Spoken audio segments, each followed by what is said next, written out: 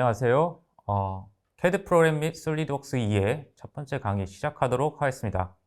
오늘은 CAD 프로그램의 종류와 그 다음에 두 번째로는 확장자의 명 종류와 설정, 그리고 세 번째로는 3D 프린터와 3D 스캐너의 활용, 그리고 마지막으로 이 솔리드웍스 강의 전체에 진행하게 될 저희 실습에 대해서 전반적으로 한번 설명을 드리면서 첫 번째 강의를 진행하도록 하겠습니다. 먼저 CAD 프로그램의 종류입니다. CAD 프로그램은 Computer Aided Design의 약자로서 CAD 프로그램은 크게 2D와 3D 프로그램으로 구분을 할 수가 있고요. 3D 프로그램 내에서도 가지는 강점들이나 설계를 하는 방식에 따라서 몇 가지로 분류를 할 수가 있습니다. 먼저 2D 프로그램 같은 경우는 이제 오토캐드라고 해서 오토데스크사의 이 프로그램이 대부분의 시장을 점유하고 있다고 생각을 합니다.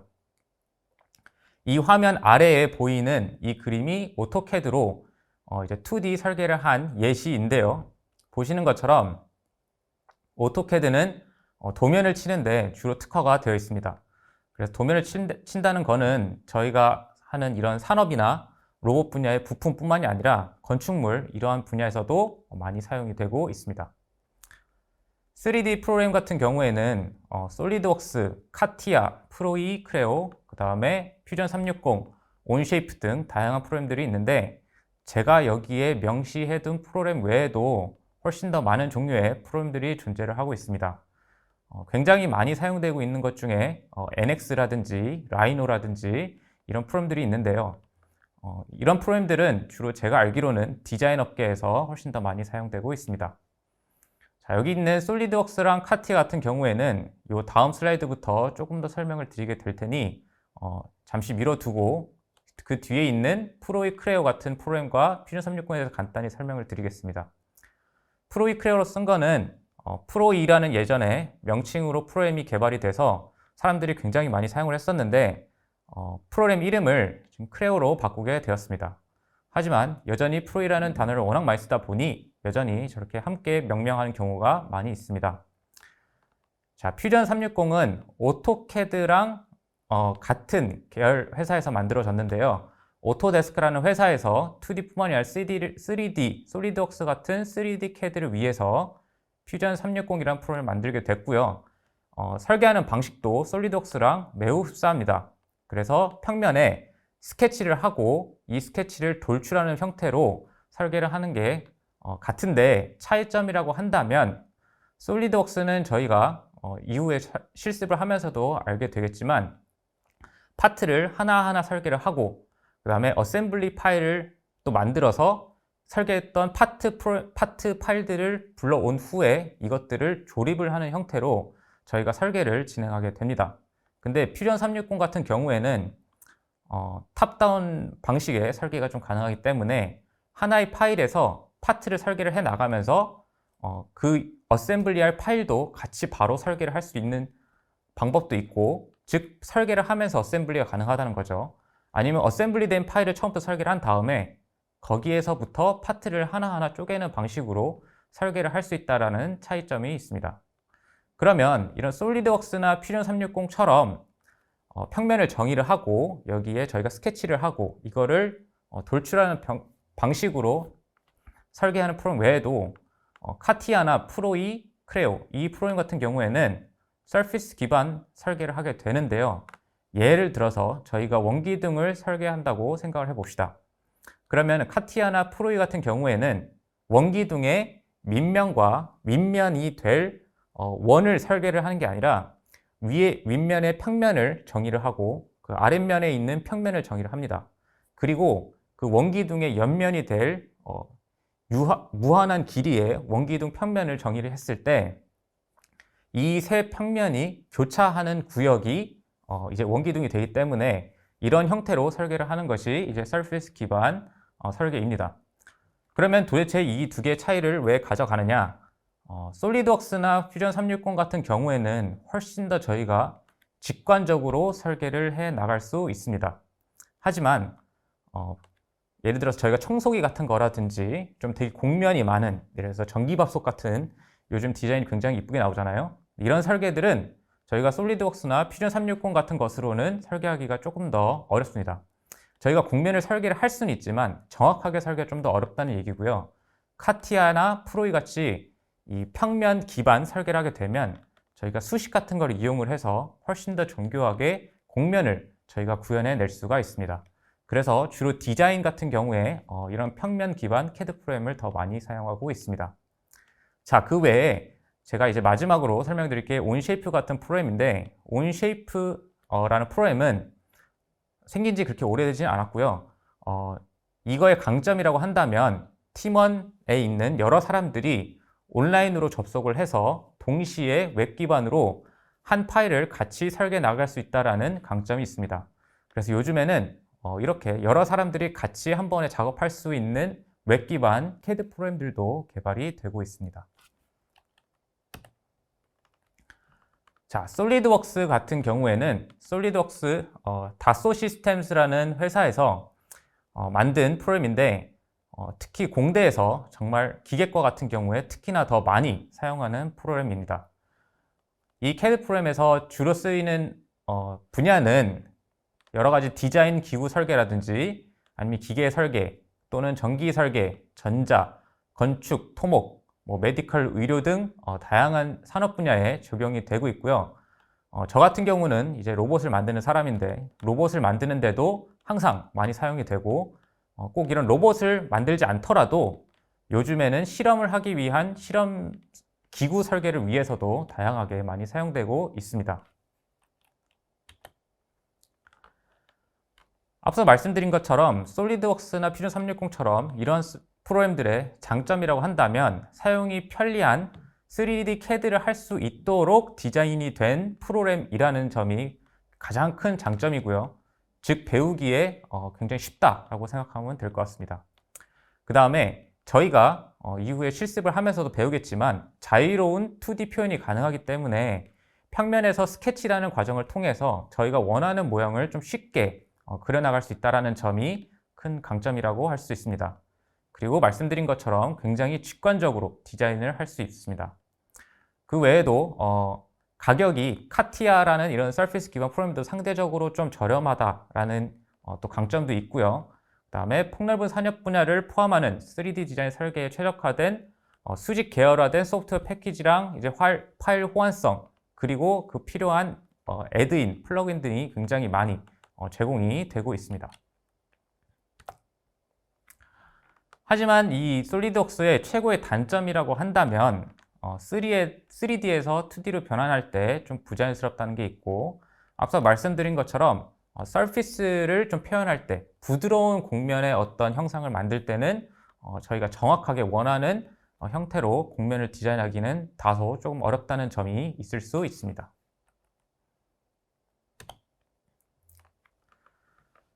자, 말씀드린 것처럼 카티아라는 것도 이 솔리드웍스랑 같은 회사인 다소 시스템스에서 개발이 된 프로그램인데요. 카티아라는 프로그램도 정말 디자인 회사들에서 많이 사용이 되고 많이 기계과 같은 데서도 많이 가르치고 있습니다. 이 카티아라는 프로그램은 항공이나 우주산업 설계에서 사용하는 경우도 굉장히 많고요. 현재는 이제 자동차나 항공기, 금형 설계 같은 분야에서도 많이 사용되고 있습니다. 이 서피스 모델링을 통한 곡면이 많고 정밀한 부분의 설계가 가능하다는 점이 카티아의 가장 특징이자 강점이라고 할 수가 있는데요. 저도 똑같은 디자인을 할 때 카티아도 써보고 솔리드웍스도 해봤는데 제가 만드는 로봇 같은 경우에는 솔리드웍스 같은 걸로 만드는 게 좀 더 직관적이고 편한 부분이 훨씬 많고요. 같은 형상을 카티아로 설계를 하려면 모든 면이 제가 다 곡면으로 지정을 해서 다 설계를 따로따로 해줘야 되다 보니까 좀 훨씬 더 설계하는 데 시간이 오래 걸리기는 합니다. 그래서 카티아가 훨씬 더 복잡하고 이쁘고 좋은 그런 서피스를 구현할 수 있다는 장점은 있지만 어떤 경우에는 훨씬 더 복잡한 그리고 오래 걸리는 작업이 될 수도 있다라는 차이점이 있을 수가 있습니다. 특히나 저희가 항공기나 자동차 같은 걸 보면 외관 같은데 날개, 자동차 겉면 프레임이라든지 항공기의 날개 같은데 보면 이런 부드러운 이제 곡면이 굉장히 많죠. 그래서 이런 항공기나 자동차 부분에서 이제 많이 사용이 되고 있고, 저희가 흔히 보는 요즘 가전제품에서도 훨씬 더 요즘은 곡면이 많아졌기 때문에 이런 프레임들을 많이 쓰게 됩니다. 그 외에도 금형 설계나 정밀 설계가 필요한 부분에서 많이 사용되고 있다고 합니다. 자, 여기 보면은 CAD 툴로서 활용할 뿐만이 아니라 PLM도 강세라고 써놨는데요. 요즘 카티아에서는 CAD 툴이라는 거는 제가 말씀드린 것처럼 이러한 설계를 하는 건데, 이러한 설계를 하는 것 뿐만이 아니라 PLM이라는 거는 Product Life Cycle Management인데, 이 설계한 파일이 얼마나 오랫동안 사용할 수 있을지 이런 것도 매니지할 수 있는 기능도 같이 갖고 있어서 많이 사용이 되고 있다고 합니다. 단점이라고 한다면 다소 가격이 비싸고요. 정밀한 수학적 정의가 필요한 곡면 모델링이 강한데, 반대로 말해서 수학적으로 정의를 할 수 없은 이제 되게 복잡한 복잡한 표면을 설계를 한다면 오히려 좀 더 어려울 수 있다라는 단점도 가지고 있습니다. 자, 간단하게 프로그램들을 저희가 살펴봤고요. 보다시피 이런 3D CAD 프로그램에서 우리가 만들 수 있는 것들이 다양하게 있는데, 실제로 여기 있는 그림들은 CAD로 만든 예시입니다. 자, 보시는 것처럼 배라든지 로봇 손 같은 의수 이런 것도 설계가 가능하고요. 이런 크레인 같이 중장비도 설계가 가능합니다. 자, 지금 여기 보이는 사진들은 굉장히 복잡하지만 사실 이러한 복잡한 형상들을 설계를 하는데 는 아주 간단한 몇 가지 기능을 가지고 시작이 됩니다. 제가 생각할 때 솔리드웍스에서 가장 기본이 되는 요 세 가지 기능입니다. 요 세 가지 기능에서부터 모든 게 시작이 되고, 다른 기능들은 어떻게 보면 요것들의 좀 어드밴스된 고도화된 기능이라고 생각이 드는데요. 자, 첫 번째 기능은 돌출 기능입니다. 익스트루드라고 하고, 보시는 것처럼 솔리드웍스에 세 가지 기본 요소가 있는데, 첫째는 평면. 저희가 스케치를 하고 싶은 평면을 먼저 첫 번째로 정의를 해줘야 하고요. 이 평면이 정의가 되면 그 위에 저희는 스케치를 하게 되죠. 그리고 스케치했던 이 형상을 돌출이라는 기능을 통해서 이제 피처로 만들게 되는데, 즉 하나의 덩어리로 만든다는 겁니다. 그래서 여기서는 저희가 이 돌출을 하게 되면 안이 꽉 차 있는 저런 원기둥의 형태가 설계가 됩니다. 자, 돌출 기능이 있으면 반대로 저희 같은 경우는 깎아서 줄여나가는 기능도 필요하겠죠. 안에 구멍을 뚫는다든지. 이런 것도 돌출 기능과 똑같이 평면에 정의를 하고 저희가 스케치를 한 다음에 돌출과는 반대로 반대 방향으로 익스트루드를 해서 빼낼 수가 있는 기능이 있습니다. 자, 이 외에도 늘리고 줄이는 것만으로 저희가 모든 걸 설계는 할 수 없고, 예를 들어서 맨 오른쪽에 있는 도넛 같은 형상을 설계를 한다고 했을 때는 돌출과 빼기가 아닌 회전축을 디자인을 하고, 이 회전축을 기준으로 돌릴 이제 스케치를 한 다음에 이거를 회전을 시키면 도넛 모양 형태가 나오겠죠. 자, 이렇게 해서 저희는 솔리드웍스에서 돌출과 그 다음에 컷 그리고 회전 이렇게 세 가지 기본 기능들을 가지고 대부분의 것들을 설계하게 됩니다. 제가 항상 CAD 수업을 할 때 제일 먼저 학생들에게 질문하는 것 중에 하나인데요. 자, 위의 형상을 설계를 하는 방법은 몇 가지가 있을까요? 물론 이 솔리드웍스 기준으로 얘기를 하는 것입니다. 자, 잠시 퍼즐을 해놓고 한번 생각을 해보시고 같이 따라서 생각을 해보시면 좋을 것 같습니다.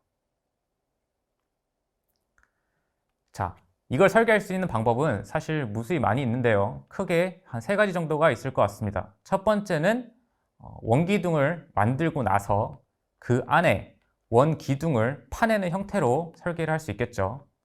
자, 그 외에도 어떤 방식으로 할 수 있냐면, 평면에 처음에 스케치를 할 때 꽉 차 있는 원이 아니라 원을 두 개를 그려서 이 원 사이의 면적만 돌출을 하는 형태로 이 형상을 또 설계를 할 수가 있을 겁니다.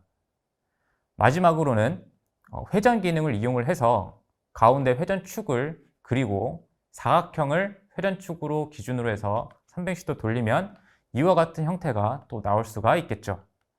자, 이렇듯이 설계를 할 때 저희가 원하는 디자인이 있지만 이걸 어떤 방식으로 설계할 수 있는지는 여러분의 선택이고, 이 선택은 추후에 굉장히 많은 영향을 미치게 됩니다.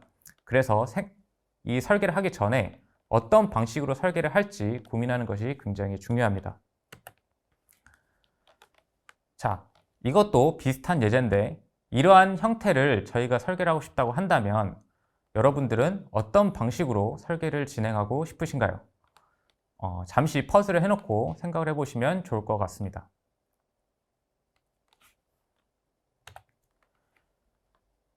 자, 이거는 하나의 딱 명확한 이렇게 하는 것이 답이다 라고 할 수는 없지만 보시는 것처럼 하나의 예시로서 몇 번에 나눠서 설계를 하게 될 텐데 1번, 2번, 3번 순으로 설계를 할 수도 있고 어떤 사람들은 3번, 1번, 2번 순으로 또 설계하는 사람도 있을 수가 있고 어떤 분은 2번, 1번, 3번 순으로 설계를 할 수도 있겠죠. 그리고 또 생각을 해보면 3번을 설계할 때도 어느 면을 기준으로 설계할지에 따라서 또 다양한 방법이 나올 수가 있을 겁니다. 이런 얘기를 하는 거는 저 모양을 설계를 해놓고 추후에 이 디자인 파라미터를 저희가 변경하게 될 경우에 어디를 기준으로 면을 잡고 설계를 했는지에 따라서 저희가 원하는 디자인을 쉽게 변경이 가능하냐 안 하느냐가 갈릴 수가 있기 때문에 언제나 CAD 프로그램에서 제일 중요한 거는 어떤 방식으로 어떤 순서로 이 파일들을 설계해 나갈 것인지가 굉장히 중요합니다. 자, 이거는 조금 다른 얘기인데요. 이 엑소글러 폴리2라는 지금 써있는 이 영상은 제가 만든 로봇입니다. 이 엑소글러 폴리2라는 거는 유튜브에 찾아보면 나오실 텐데 지금 손에 착용하고 있는 실리콘으로 만든 이제 웨어러블 장갑 로봇인데요. 실리콘으로 만들었기 때문에 굉장히 말랑말랑한 재질입니다. 일반적으로 이런 실리콘으로 저 장갑을 만드는 과정에서 제가 업체들도 돌아다니면서 저거 성형할 수 있는 방법을 좀 해주실 수 있습니까? 이렇게 찾아다니다가 쉽지가 않아서 결국에는 제가 다 설계를 해서 제가 직접 성형까지 다 했습니다. 몰드 설계도 다 하고요. 이걸 만드는 데 있어서 제가 이걸 갖고 온 이유는 하나의 예시로 지금 여러분들이 보시는 게 솔리드웍스로 실제로 작업한 파일이고 이거를 가지고 애니메이션화도 해서 제가 밖에서 발표도 많이 하고 했었습니다. 보시는 것처럼 이 솔리드웍스로 먼저 만들게 된 장갑 형태를 설계를 하고 이 설계한 장갑을 기준으로 몰드 또한 솔리드웍스에서 제공하는 기능이 아니라 제가 직접 매뉴얼리 하나하나 다 설계를 해서 이런 몰드를 만들었고 이 몰드를 들고 가도 사실은 업체에서 해주지 않아서 제가 원하는 방식으로 이제 만들게 되었습니다. 이렇듯이 CAD 프로그램은 누가 어떻게 쓰냐에 따라서 굉장히 강력한 파워풀한 툴이 될 수 있다고 생각이 듭니다. 자, 그러면 간단하게 확장자명의 종류와 설정에 대해서 말씀드리도록 하겠습니다. 여기 보이는 이런 확장자들은 대부분 다 솔리드웍스에서 불러올 수가 있습니다. 보시는 것처럼 대표적인 것들이 DWG라든지 SLD, PRT, SLD, ASM, SLD, DRW 이렇게 있는데 이 솔리드웍스의 전용 확장자 같은 경우에는 보시는 것처럼 SLD, 솔리드웍스 약자인 SLD가 붙고요. 그 뒤에 개별 부품인 파트 약자인 PRT, 그 다음에 어셈블리 파일인 ASM, 그 다음에 도면인 DRW 이런 식으로 확장자가 붙게 됩니다. 솔리드웍스에서 저장하면 기본적으로 이 SLD가 붙는 확장자명을 저장이 되는데 이 확장자 명에는 이 솔리드웍스에 저희가 설계를 했던 히스토리들이 다 같이 저장이 되어 있기 때문에 저 파일들을 항상 가지고 있는 것이 굉장히 중요합니다. 자, 그 밑에 있는 것들은 보면 인벤터라는 프로그램의 확장자도 있고 아까 말씀드렸던 카티아 같은 경우는 CAT가 붙은 이런 확장자를 사용하게 됩니다. 그 다음에 프로E, 그 다음에 NX, 라이노 등 이런 것들이 저런 확장자를 많이 사용하게 되고요. 맨 위에 있는 오토캐드 같은 경우에는 DWG, 도면에 가장 보편화된 확장자를 사용하게 됩니다. 자, 저런 확장자 말고도 뉴트럴 포맷이라고 지금 써놨는데 스텝 파일이라든지 IGS 파일이라든지 오브젝트 파일이라든지 STL 파일이라든지 이런 것들이 또 솔리드웍스에서 다 제공이 됩니다. 이 파일 형식들은 솔리드뿐만이 아니라 카티아라든지 다른 프로그램에서도 다 불러와서 사용할 수가 있는 형태들이고요. 이 스텝 파일이나 IGS 같은 경우에는 가장 보편화된 일반적인 저장 형태인데, 스텝 파일 같은 경우는 여기 보시는 것처럼 저렇게 덩어리 하나의 파일을 설계를 해서 저장을 할 때 스텝 파일은 안이 꽉 차 있는 형태의 하나의 덩어리로서 저장을 하게 되고, 대신에 히스토리 이런 거는 다 없어지는 겁니다. 그 다음에 IGS 같은 경우는 겉에 표면만, 서피스만 살아있고 안에는 비어있는 형태로 저장이 됩니다. 그래서 주로 스텝 파일이 IGS보다는 조금 더 용량이 크게 항상 저장이 된다고 합니다. 자, 그 외에도 가장 요즘 많이 쓰는 것 중에 하나가 바로 STL 포맷인데요. STL 파일 형식은 여기 이제 그림에서 보시는 것처럼 요 화면의 요 왼쪽 아래를 잘 보시면 이런 원기둥이 있을 때 이 오른쪽에 있는 것처럼 이렇게 부드러운 원기둥이 아니라 삼각형들의 집합, 즉 메쉬가 이렇게 막 메쉬로 쪼개서 파일을 저장하는 형태가 됩니다. 그래서 STL 파일 형식은 3D 프린터도 그렇고 3D 스캐너에서도 쓰게 되는데, 이 저희가 설계한 파일을 알아서 저 삼각형 메쉬로 쪼개서 저장을 해주게 되고요. 이거는 STL 파일 형식을 저장할 때 여러분들이 옵션에 들어가면 이거를 얼마나 세밀하게 삼각형을 쪼갤 수 있는지 또 저희가 설정을 할 수 있게 되어 있습니다.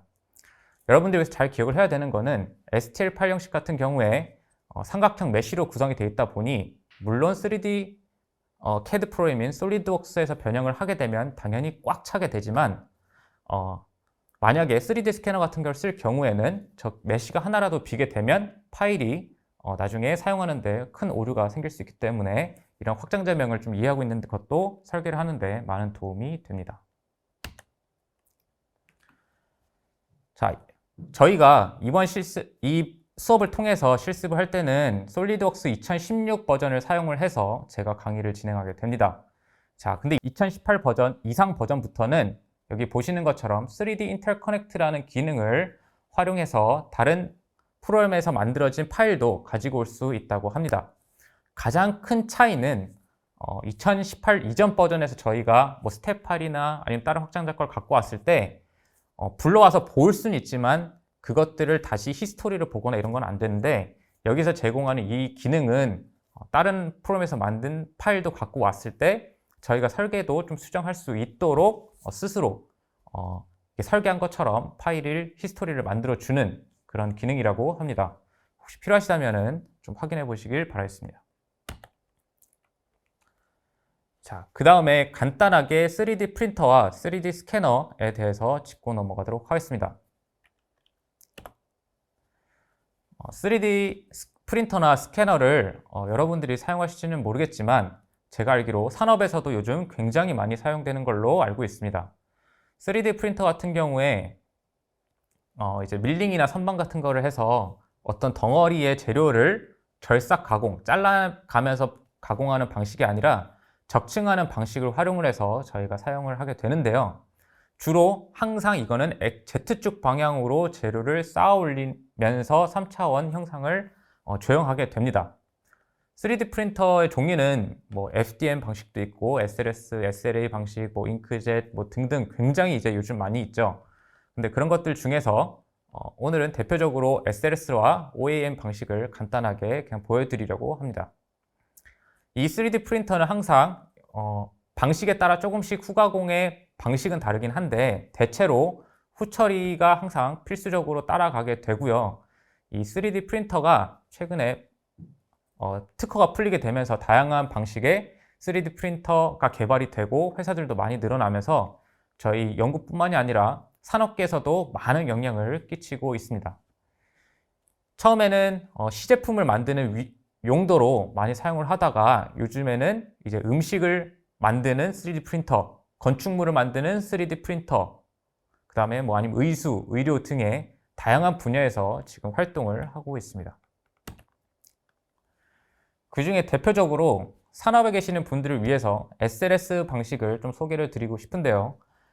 SLS는 Selective Laser Sinttering의 약자인데 SLS 방식이 만들다 보면 이게 하나의 분말 재료를 사용해서 만들다 보니까 후처리가 필요 없다는 게 아니라 이 가루 박스 안에서 저희가 원하는 디자인을 바로 분말을 털어서 결과물을 뽑아낼 수 있는 장점도 있고, 이 방식으로 만든 결과물이 굉장히 튼튼합니다. 그리고 재료의 어떤 특성도 다양하게 가져가실 수가 있고요. 하지만 좀 단점이라고 한다면 가격이 굉장히 비싸고, 그 다음에 방진 시설이 필요합니다. 이게 가루를 사용을 하기 때문에 후처리하는 과정에서 방진 시설이 꼭 필요하고, 어떤 자동차 같은 거를 시연할 때 그 자동차 안에 들어가는 부품, 뭐 이런 식으로 좀 큰 실제 사용하는 시제품에서도 이 SLS로 만든 제품을 바로 사용을 할 수 있을 정도로 결과물이 굉장히 좋은 그런 3D 프린터입니다.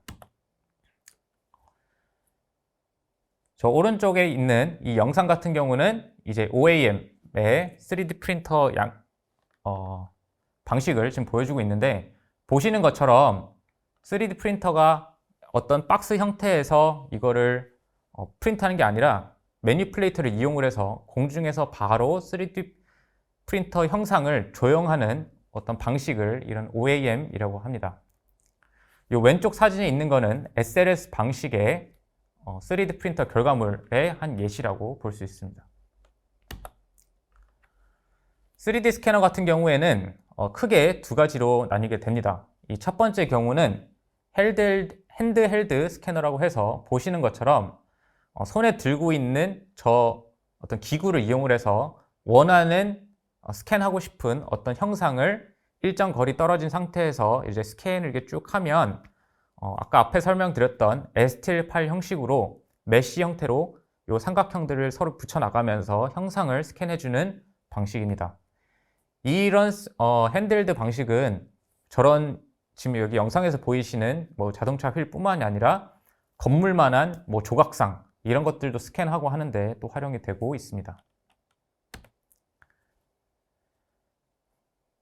이외에 또 보편적으로 많이 사용되는 방식으로 여기 보시는 것처럼 핸드헬드가 아니라 삼각대에다가 거치를 한 형태로 이제 스캔을 하는 방식이 있습니다.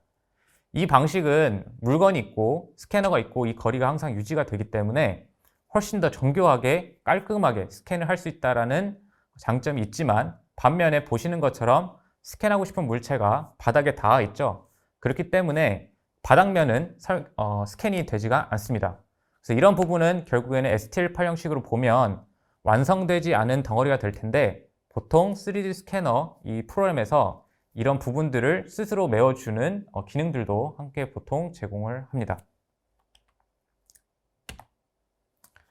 자, 이렇게 간단하게 3D CAD 프로그램들에 대해서 좀 살펴보고 어떻게 활용되는지도 좀 봤습니다. 지금 보신 것보다 훨씬 심플하지만 제가 CAD를 사용을 지금 거의 20년 가까이 하면서 가지고 있던 노하우들이나 많은 것들을 여러분들에게 간단한 실습을 통해 전달해 주고 싶어서 하나의 실습을 계속 이제 연장하게 됩니다. 먼저 2에서 3차 시에는 두 번에 나눠서 보이시는 이 파트들을 여러분들이 직접 따라서 설계를 하게 될 겁니다. 보시는 것처럼 파트가 굉장히 복잡하지는 않은데요.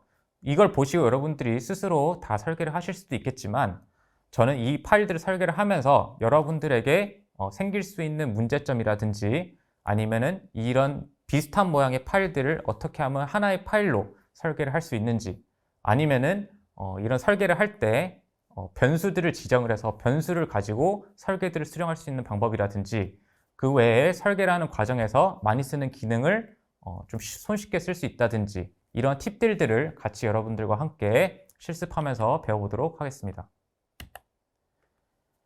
4차 시에는 2, 3차 시에서 배웠던 이 파트들, 설계한 것들을 가지고 조립을 하는 어셈블리 파일을 먼저 만들어 보게 될 것이고요. 어셈블리를 단순히 조립하는 게 끝이 아니라 이 파일이, 여기서 보시는 이 어셈블리 파일이 저기 핸들을 잡고 돌리면 피스톤이 위아래로 움직일 수가 있는데, 지금 설계한 것들이 잘 설계가 됐는지를 확인하는 과정도 거치고, 저희가 먼저 조립을 하게 되면 설계가 제대로 작동이 되지 않을 겁니다. 그러면 어떻게 하면 여기서 바로 이게 잘 되도록 저희가 설계를 수정할 수 있는지까지 진행을 하게 될 것이고요. 그 외에도 여기 있던 설계했던 것 중에 하나를 샘플로 도면을 치는 걸 작업을 해 볼 텐데, 도면 치는 방법을 알려드린다기보다는 도면을 치고 났을 때 이걸 나중에 저장하는 과정에서 흔히들 이제 배율이나 이런 거에 좀 문제가 많이 생기게 됩니다. 이런 것들을 여러분들이 어떻게 해결할 수 있는지 제가 좀 알려드리도록 하겠습니다. 5차 시에는 몰드를 설계하는 방법을 같이 해볼 텐데, 솔리드웍스에서 몰드 설계하는 기능을 제공을 하기도 합니다. 그래서 솔리드웍스에서 제공하는 몰드 설계 기능을 직접 한번 같이 따라가 보면서 여러분들과 함께 설계도 진행을 해 볼 것이고요. 자, 제가 이 몰드 설계 기능을 쓰지 않고 앞서서 제가 만든 로봇은 제가 손으로 다 매뉴얼하게 설계를 했다고 말씀을 드렸었죠.